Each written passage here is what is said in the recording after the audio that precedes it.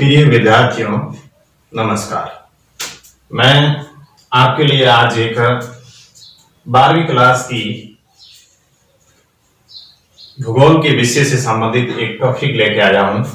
यह अपना जो अध्याय है वो 12वीं क्लास के अध्याय 12 पाठ है, क्योंकि 12वीं क्लास का, इसलिए मैंने सोचा कि सबसे पहले 12वीं क्लास के 12वें पाठ से ही अपन कोर्स शुरू करते हैं। तो दोस्तों, सबसे पहले मैंने टॉपिक लिया है कृषि, भारतीय कृषि। देखिए, भारतीय कृषि का जो हम इतिहास है वो बहुत ही अति प्राचीन है कि अति प्राचीन काल से कृषि करने वाले देशों में भारत का सबसे महत्वपूर्ण स्थान आता है। इसके लिए इतिहास गवाह है दोस्तों। जैसा कि हमने पढ़ा है 9th की सामाजिक में और अन्य किताबों में भी हमने लोगों ने पढ़ा है कि भारतीय जो कृषि है वो बहुत ही प्राचीन है। इसके लिए आज विश्व साक्षी है और भारत हमारा साक्षी है। इसलिए हमारे देश में ऐसे 2 स्थान प्राप्त होते हैं प्राचीन समय से। एक होता है मोहनजोदड़ो, मोहनजोदड़ो से, और हड़प्पा सभ्यता से हमें ज्ञात होता है कि हमारी कृषि का इतिहास है वो बहुत ही प्राचीन है। इस समय हमारे देश के अंदर मोहनजोदड़ो व हड़प्पा सभ्यता के समय कृषि के भंडारण के लिए हमने बड़े बड़े भंडार गृह देखे। तो विद्यार्थियों, आपको ये ज्ञात होगा कि हमारी कृषि, जो भारतीय कृषि है, वो बहुत ही प्राचीन कृषि है।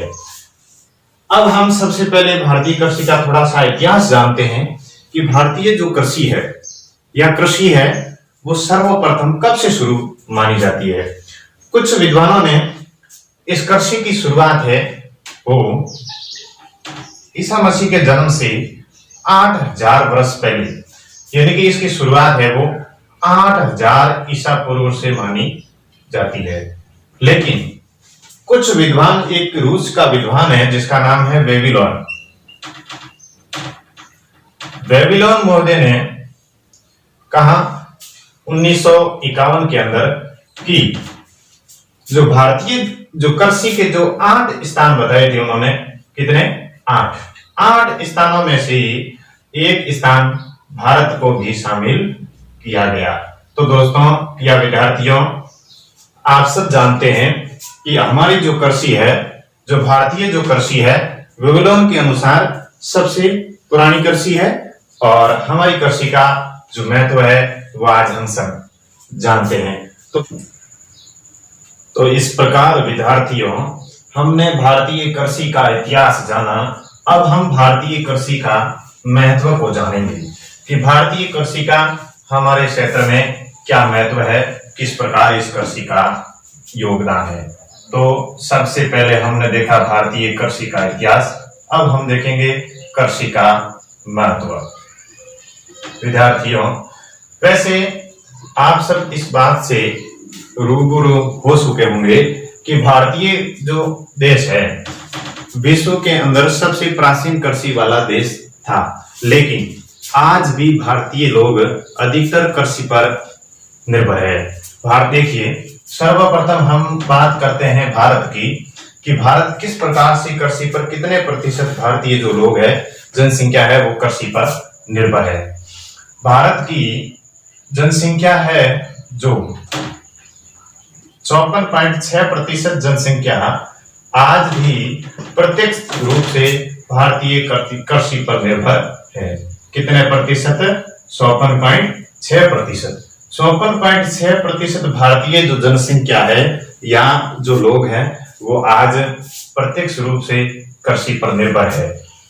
तो विद्यार्थियों, हम कह सकते हैं कि जो भारतीय जो कृषि है वो रोजगार का सबसे बड़ा साधन है। हमारे देश की 100% जनसंख्या में से 54% के आसपास, लगभग 55% जनसंख्या है वो भारतीय कृषि पर निर्भर है।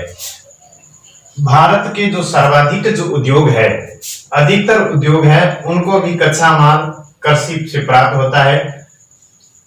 एक बात मैं आपको बताऊं कि जब 1951 में और के आसपास भारतीय कृषि का उत्पादन था जो 53% से कुछ था, तो 53% था।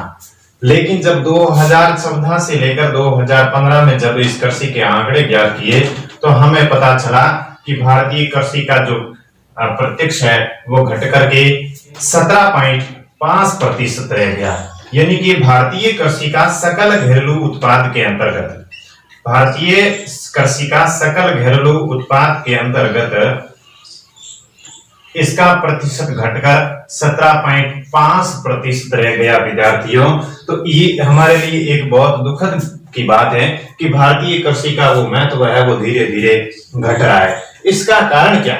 इसके पीछे कारण की सबसे प्रमुख बात यह है कि भारतीय जो कृषि है और भारतीय जो अर्थव्यवस्था है वो अधिकतर किस पर निर्भर है? कृषि और अर्थव्यवस्था ये दोनों हमारी जो है वो किस पर निर्भर है? अधिकतर ये जो हमारी मानसून पर निर्भर है। जब भारत के अंदर अच्छी तरीके से मानसून आता है तो भारत में कृषि की पैदावार अधिक होती है और अर्थव्यवस्था भी मजबूत होती है। इसलिए हमारी कृषि को मानसून का जुआ कहते हैं। क्या कहते हैं? मानसून का जुआ कहते हैं। तो विद्यार्थियों, प्रश्न आपसे बोर्ड के अंतर्गत यह पूछा जाता है अक्सर कि भारतीय कृषि को मानसून के आधार पर भारतीय कृषि को क्या कहा जाता है? तो मानसून का जुआ। क्यों? क्योंकि जब मानसून आता है तो हमारी कृषि की पैदावार होती है, इसलिए अधिकतर हमारी कृषि मानसून पर आधारित है, इसलिए हमारी कृषि को मानसून का जुआ कहते हैं। लेकिन इतना होने के बावजूद भी हमारी कृषि हमारे देश से निर्यात के क्षेत्र में महत्वपूर्ण इतिहास रखती है।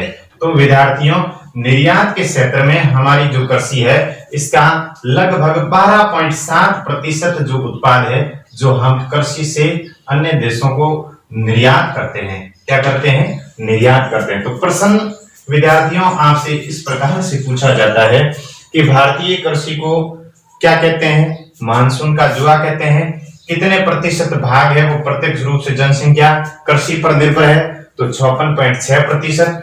और भारतीय कृषि का कितने प्रतिशत भाग है वो हम उत्पाद का निर्यात करते हैं? वो है 12.7%। तो कुछ ये आंकड़े हैं उसको याद रखना बहुत ही जरूरी है। 1950 के अनुसार भारतीय कृषि का उत्पादन कितने प्रतिशत रहा होगा? तो 53.1% ये भाग रहा होगा। ये घटकर 2014-15 में कितना रह गया? तो 2014-15 में ये घटकर विद्यार्थियों कितना रह गया? 17.5% रह गया। तो इस प्रकार हमें ये कुछ प्रश्न छोटे छोटे पूछते हैं। फिर भी इसके बाद भी हमारी जो कृषि है वो निर्यात के क्षेत्र में और रोजगार के अवसर के रूप में सर्वाधिक महत्वपूर्ण कृषि मानी जाती है। तो विद्यार्थियों, इसके बाद मैं आपको बता दूं कि आज से हम रोजाना आपके लिए कक्षा 12th, 9th और 10th व अन्य सब्जेक्ट के लिए 6वीं, 7वीं, 8वीं और 9th क्लास और 10th और 11th और 12th के लिए मैं भूगोल विषय से संबंधित सारे पाठों का अध्ययन कराऊंगा और 9th और 10th की सोशल साइंस और 6, 7, 8 तक की भी सोशल साइंस के सारे जो अध्याय है वो मैं इस ऑनलाइन क्लासेस के माध्यम से अमन सारण यूट्यूब चैनल पर आपके साथ साझा करूंगा। तो विद्यार्थियों, मैं आपसे अनुरोध करता हूं कि इस चैनल को आप सब्सक्राइब कर लें और इसके पास में जो नोटिफिकेशन का बेल आइकन है इसको भी दबा दें, जिसके कारण आपको सारी सूचनाएं मिल सके। धन्यवाद। जय हिंद, जय भारत।